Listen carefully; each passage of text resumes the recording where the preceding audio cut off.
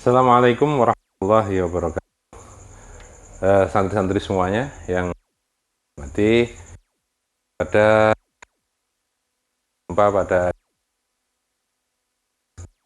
masih melanjutkan tentang isim-isim yang kemarin sudah ada isim-isim yang dirokan atau ya diharokati dhammah, kemudian ada yang dinasobkan diharokati fathah. Nah, itu saya jelaskan beberapa kan sama mansubat. Mari. Yang pertama, kemarin kita sudah menjelaskan tentang maf'ul bih, adalah maf'ul atau isim yang dinasabkan karena dia menjadi objek daripada pekerjaan. Kemudian maf'ul mutlak itu menjelaskan tentang jumlah ataupun menguatkan pekerjaan atau menjelaskan dari bentuk pekerjaannya. Kemudian maf'ul atau dikenal, kalau maf'ul mutlak ini dikenal dalam jurumiyah sebagai masdar. Maf'ul lah ini dikenal dalam jurumiyah sebagai maf'ul min ajlih, yaitu tentang alasan pekerjaan. Kemudian maf'ul fih ini dikenal dengan dzaraf, dia menjelaskan tentang tempat ataupun waktu daripada pekerjaan. Kemudian maf'ul ma'ah, yaitu kemarin saya jelaskan secara mudah, yaitu adalah ada wawu yang kemudian tidak bisa dijadikan wawu athof, maka itu dijadikan wawu ma'iyah. Kemudian berikut adalah hal. Di sini nanti jelaskan ada hal, ada tamyiz, ada munada, ada isimnya, dan ada istisna. Yang pertama saya akan menjelaskan hal. Hal itu apa? Hal itu adalah isim nakiroh, artinya adalah isim yang tidak ada alnya gitu ya. Isim yang kemudian nakiroh, kemudian dinasobkan, berfungsi untuk keadaan yang masih samar. Menjelaskan tentang keadaan yang masih samar. Contoh misalkan, orang tidur, itu ada kalanya tidurnya telentang, tidurnya miring, tidurnya dia itu tengkurap gitu. Nah, itu menjelaskan tentang keadaan yang masih samar. Kemudian biasanya kalau di dalam nahwu itu dicontohkan misalkan orang yang datang, kedatangannya itu naik apa? Ini kan masih samar juga. Apakah naik mobil, apakah dia itu jalan kaki, apakah dia itu kemudian datangnya naik pesawat, seterusnya. Maka sering sekali misalkan di dalam nahwu ini bahkan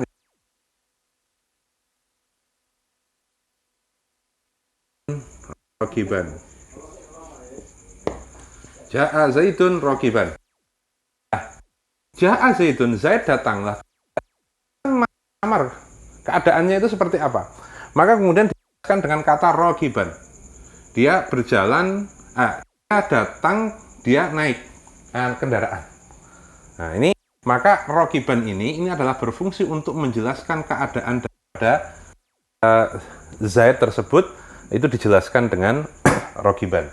Jadi inti daripada hal itu adalah isim nakiroh yang kemudian dinasobkan, berfungsi untuk menjelaskan keadaan yang masih samar. Yang kedua itu adalah tamyiz juga di sini ya. Tamyiz itu apa? Tamyiz itu sama, isim nakiroh yang kemudian dia itu dinasobkan dengan tujuan menjelaskan apa itu barang ataupun benda yang masih sama. Ya, kalau kalau hal itu dia menjelaskan tentang keadaan, kalau tamyiz itu menjelaskan tentang benda atau barang yang masih samar. Contoh misalkan saya bilang bahwa si Zaid itu harum. Kita kan masih memikir apa yang harum daripada Zaid. Bisa saja yang harum itu pakaiannya, bisa saja yang harum itu tubuhnya, ya kan? Bisa saja yang harum itu namanya.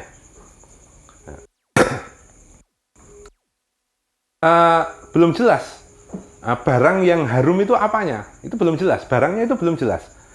Yang jelas bahwa Zaid itu harum. Apa yang harum? Nah, barangnya. Barangnya yang harum itu apa?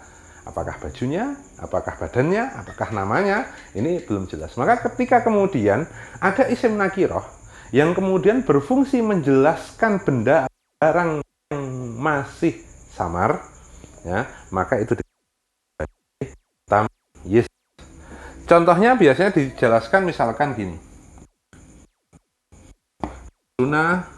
Zaidun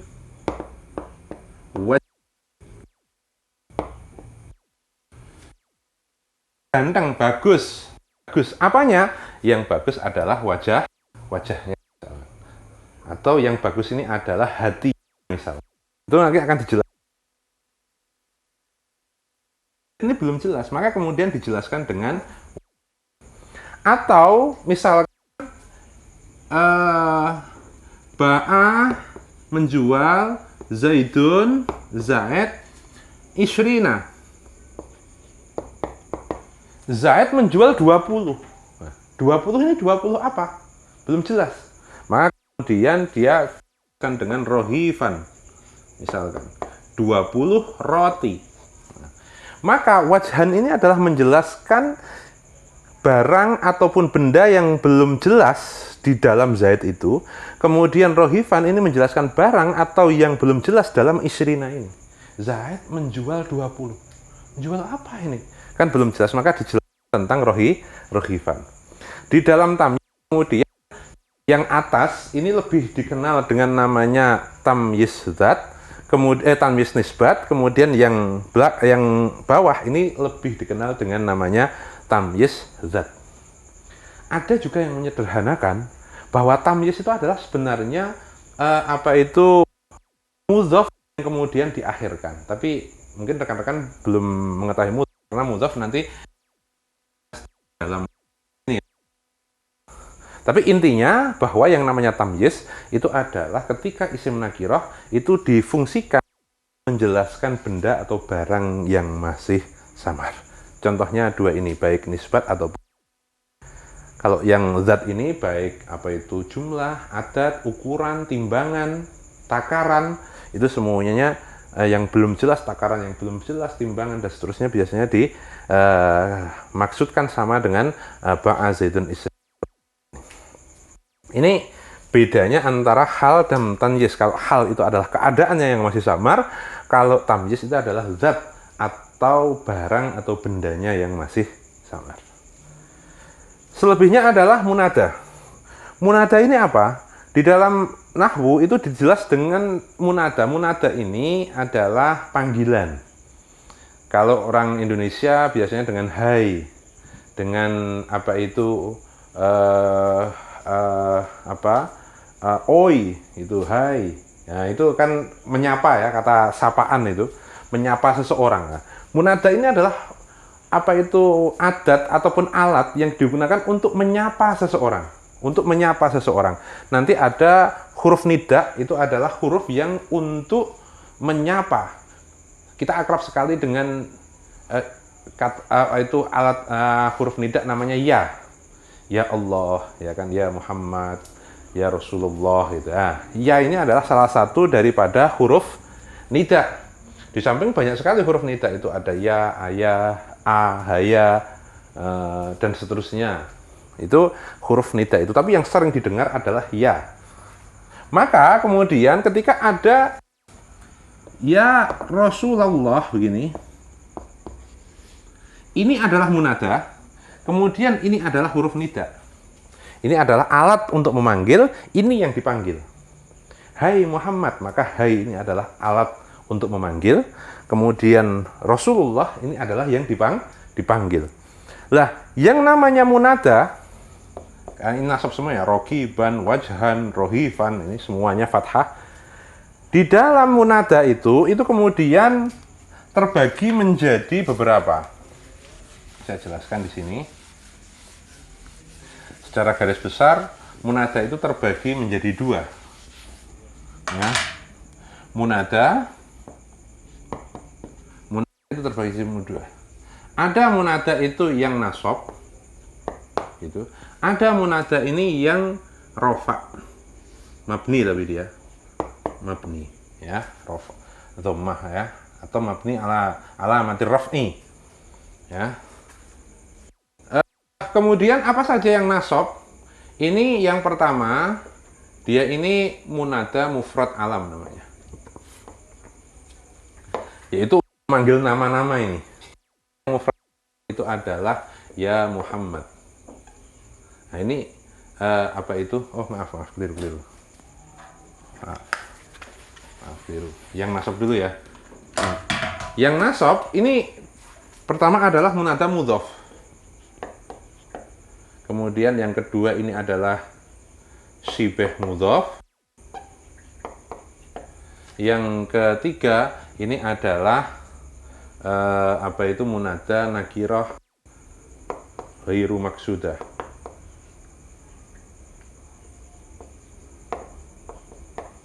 Kemudian yang rofa itu tadi mufrad alam dan nakirah maksudah. Ya. Munada mudhof ini contohnya seperti ya Rasulullah, artinya mudhof itu adalah dua kalimat yang kemudian digabung menjadi satu. Contoh yang mudhof ini adalah ya Rasulullah. Nah, ini ada dua kalimat yang dibagi satu. Ini namanya mudhof, ini namanya mudhofilah. Kalau mudhofilah itu dia jar atau majrur gitu. Kemudian mudhofnya itu di nasab karena dia menjadi munada. Begitu pula sibah mudhof atau serupa dengan mudhof. Contohnya adalah ya tali'an jabalan. Ya kan, ini serupa mudhof seperti karena jabalan ini diamalkan oleh lafal tali'an. Ya tali'an jabalan. Kemudian nakirah ghairu maksudah ya rajulan. Ya rajulan khudbi misalnya gitu. Rajulan. Ini mudhof, kemudian ini seperti mudhof, ini nakirah ghairu maksudah. Nakirah ghairu maksudah itu siapa? Nakirah itu adalah memanggil seseorang yang tidak ditentukan. Itu namanya nakirah ghairu maksudah. Tapi kalau nakirah maksudah yang di sini, ini adalah memakai huruf nakirah tapi ditujukan. Misalkan di sini ini ada orang yang bernama Agus gitu. Kemudian saya tidak memanggil namanya Agus tapi, "Hai laki-laki." Nah, itu saya memakai kata-kata nakirah tetapi ditujukan kepada seseorang. Berbeda dengan ketika saya itu, "Hai laki-laki," tetapi kemudian saya tidak menunjukkan kata-kata saya itu kepada seseorang, itu makanya perbedaan antara ghairu maksudah dan maksudah. Ya, ini yang kemudian nasab. Kalau yang rofa, ini berbeda. Contoh yang mufrad alam itu seperti ya Muhammadu. Ya Muhammadu gitu ya. Nah, dia mabni, rofa, ya Muhammadu. Mabni dhammah, kira-kira gitu. Kemudian nakirah maksudah ya rajulu. Rajulu. Ya. Inilah munada. Inti daripada munada yang nasab ini adalah yang ini, karena ini masuk di dalam mansubat. Maka ya Rasulullah, tidak bisa ya Rasulullah, tidak bisa ya Rasulillah, tapi harus dibaca ya Rasulullah, ya Habibullah. Ya, gitu ya, harus dibaca nasab karena munada mudhof itu hukumnya nasab. Yang paling banyak ini adalah munada mudhof dan munada mufrad alam itu. Kalau di dalam bahasa Arab itu yang banyak ini ya Muhammadu, ya Fatimatu, ya Zaidu. Kemudian dengan munada mudhof ini yang paling banyak dipraktekkan di dalam bahasa Arab. Itu itu sekilas tentang apa itu munada. Setelah munada kemudian kita akan menjelaskan tentang isim nyala.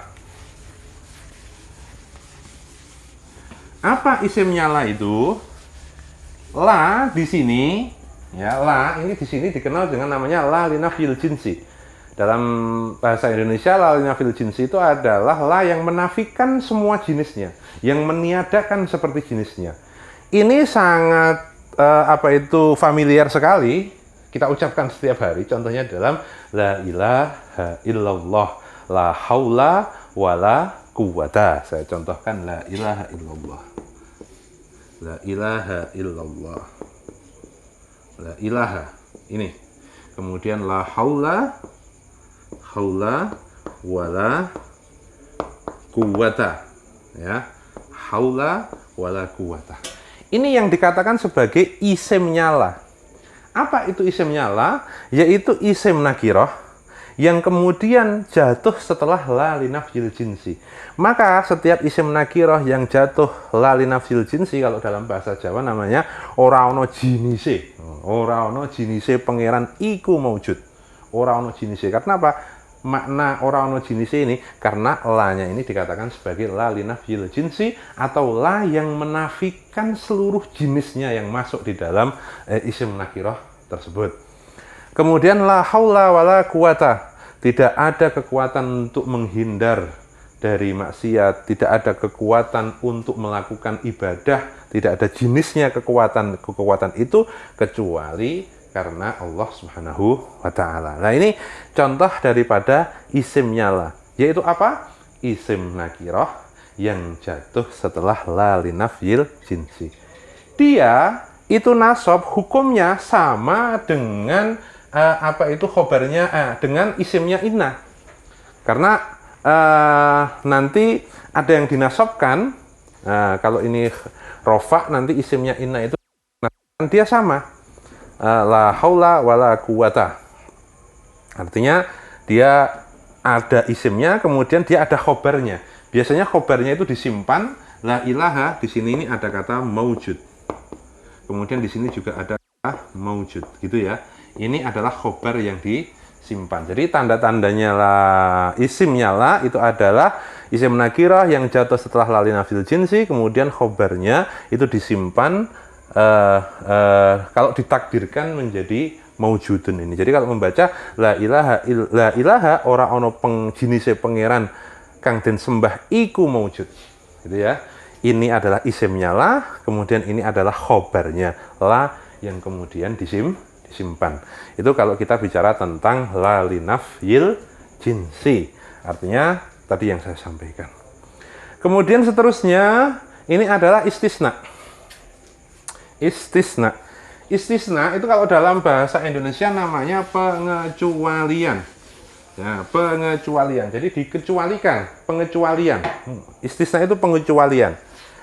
Pengecualian itu contohnya tadi la ilaha illallah.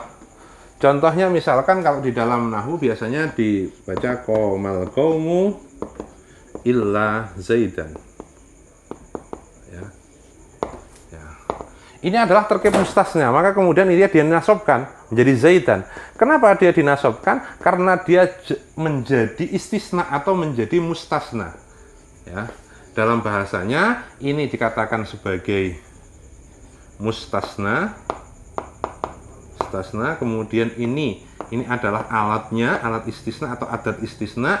Kemudian ini adalah mustasna minhu. Ya. Gitu. Ini mustasna, ini adat istisna atau alatnya, kemudian ini mustasna minhu. Ya. Kemudian istisna itu tidak alatnya tidak hanya ilah. Jadi dia ada yang paling banyak dia ada ilah, kemudian dia ada ghairu. Nah, ini yang sering sekali ditemukan. Kemudian ada khola, ada hasya. Ada hasya, ya. Ini adalah adat-adat istisna. Jadi ada ilah, ghairu, khola, ada hasya. Ini adalah adat-adat yang kemudian dipakai di dalam terkib mustasna. Di dalam istisna itu kemudian juga dibagi menjadi, ada kalanya mustasna itu kalau dalam istilahnya di dalam nahwu itu ada yang pertama itu ada tam mujab, kemudian ada tam manfi, kemudian ada nakisun, ya, ada nakis. Apa istisna tam mujab itu? Jadi kalau di dalam nahwu itu ada yang positif dan ada yang negatif. Nah, tidak ada nafi, tidak ada nafi. Tam itu artinya ya sempurna, tidak dinafikan. Kemudian kalau mujab itu tidak dinafikan. Kalau manfi itu dinafikan. Tam itu dia akan menyebutkan mustasna minhu. Kemudian yang nakis itu tidak menyebutkan mustasna minhu. Jadi kalau ini adalah contoh tam mujab, kemudian contoh tam manfi itu adalah maqama qaumu illa zaidan. Jadi ada namanya manfi, tapi sama-sama menyebutkan mustasna minhu. Kemudian kalau nakis itu tidak menyebutkan mustasna minhu, menjadi maqama illa zaidun. hukumnya berbeda. Kalau yang taman fi ini bisa Zaidun, bisa Zaidan. Dia bisa Zaidan, dia bisa Zaidun. Dia bisa nasab menjadi istisna, atau bisa dia itu rofa karena menjadi badal. Dia bisa istisna, bisa menjadi badal. Kalau yang nakis itu dia akan mengikuti kebutuhannya amil. Kalau fa'il ya rofa, kalau maf'ul ya dia nasab, kalau dijerkan dengan huruf jar ya maka dia jar. Itulah mansubat. Nanti akan ada tambahan mansubat ini juga. Kalau di sini itu rofa, nanti di sini juga ada yang nasab, akan saya jelaskan pada pertemuan yang akan datang. Mungkin itu dulu episode kali ini, kurang dan lebihnya mohon maaf. Assalamualaikum warahmatullahi wabarakatuh.